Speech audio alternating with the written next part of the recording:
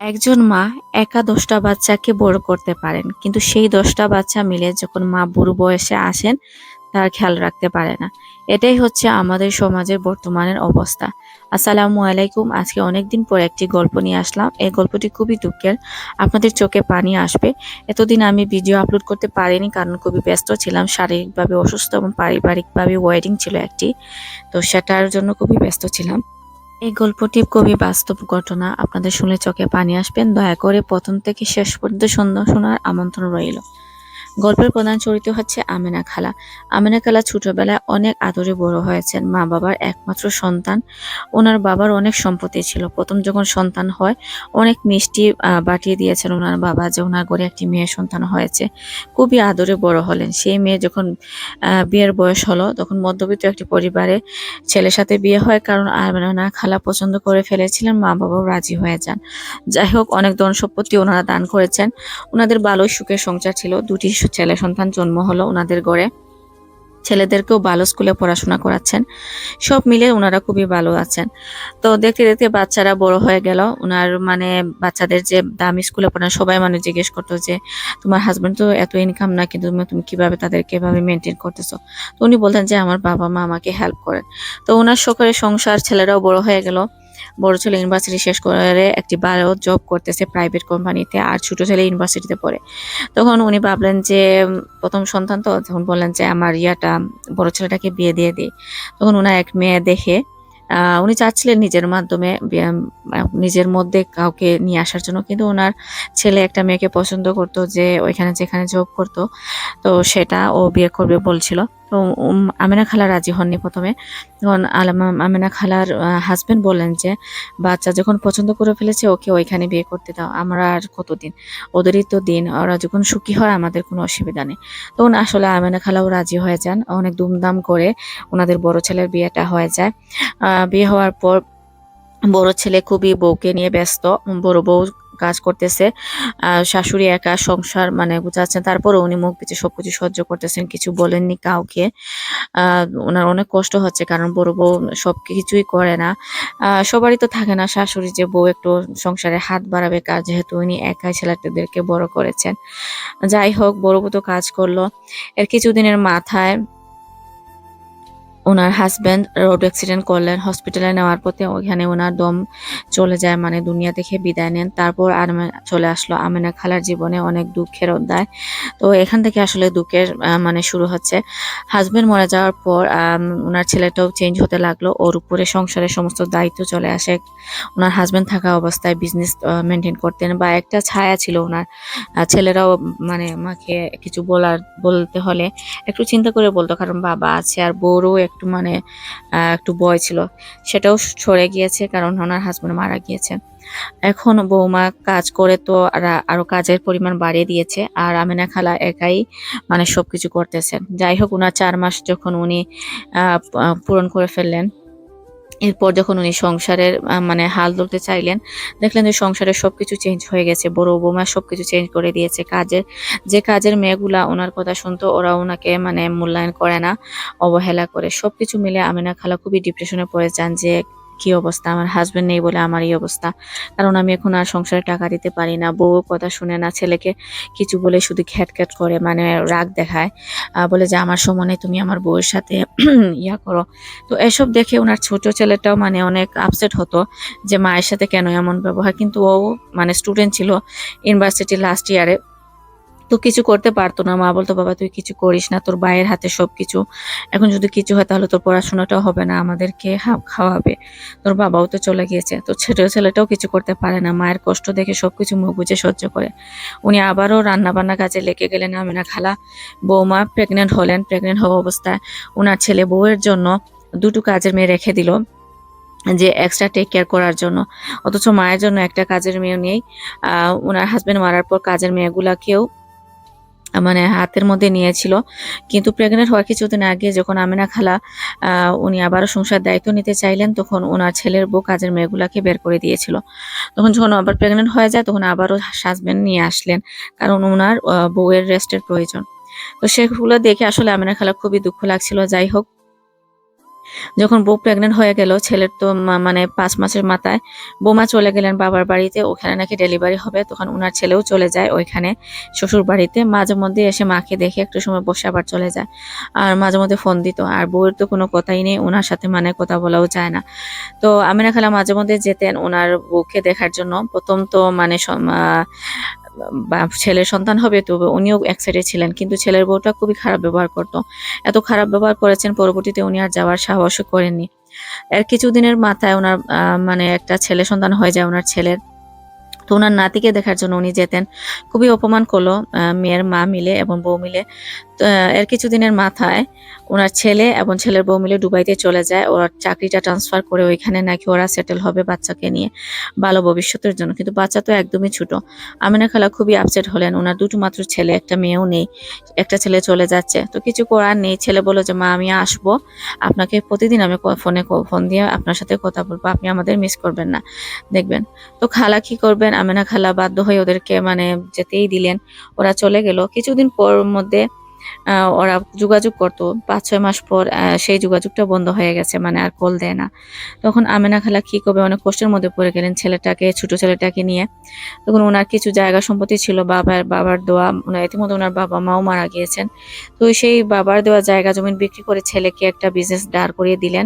ইতিমধ্যে ছেলের পড়াশোনাও শেষ হলো, ওনারা আরেকটা রুম বানালেন।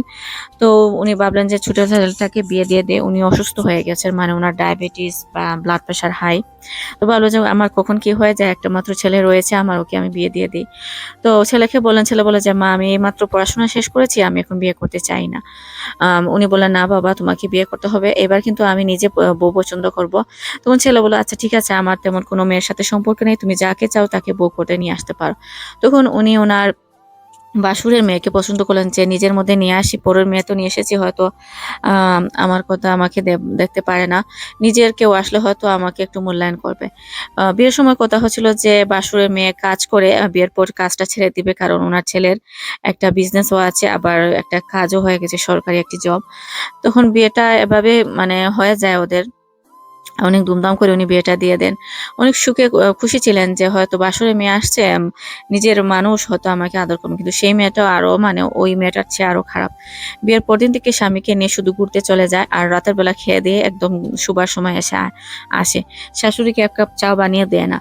শাশুড়ি যে একা বাসায় আছেন সেটাও ইয়া করে না। ছোট ছেলে মাঝে মধ্যে জিজ্ঞেস করতো, কিন্তু সেটাও আস্তে আস্তে ওরও কমতে লাগলো, কারণ বউয়ের কারণে, বউয়ের প্রেশার।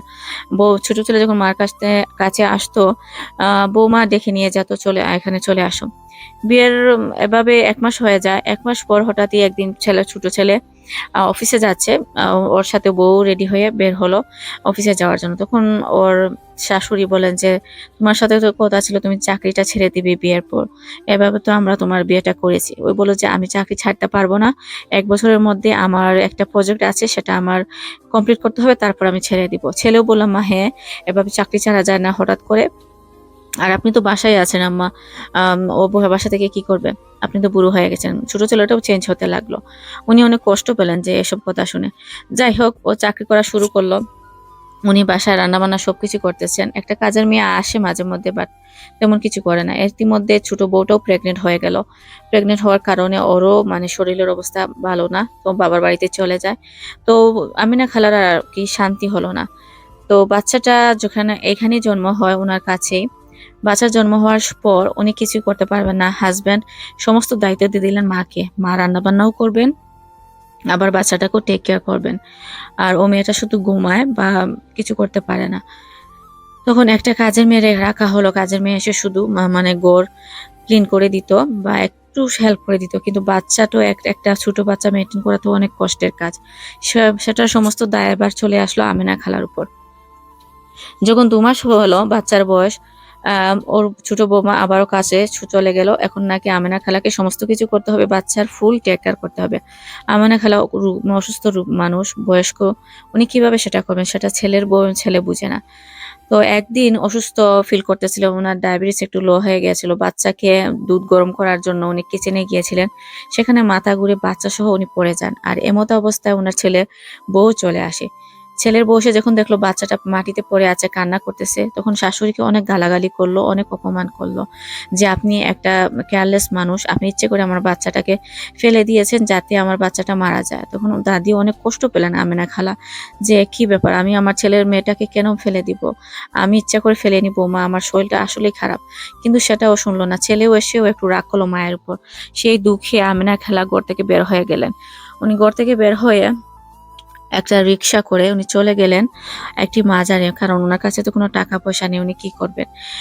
মাজারে বসে কান্না করতেছেন, নামাজ পড়ে আল্লাহর কাছে সাহায্য চাইছেন যে কি করবেন। এমতো অবস্থায় একজন মেয়ে আসলো, মধ্যবয়সী একটি মেয়ে এসে বলল, খালা আপনি আমার খালার বয়সে, আপনার কি হয়েছে, আপনার সাথে কে আছে। তখন আমিনা খালা সমস্ত কিছু ওই মেয়েটাকে খুলে বলেন যে মা, আমার এমন অবস্থা পরিস্থিতি, আমি ছেলেদের কাছে আর যেতে চাই না, আমাকে কোথাও কি এতিমখানায় দিয়ে আসবে বা কোনো বয়স্ক কোনো জায়গায় যদি থাকে।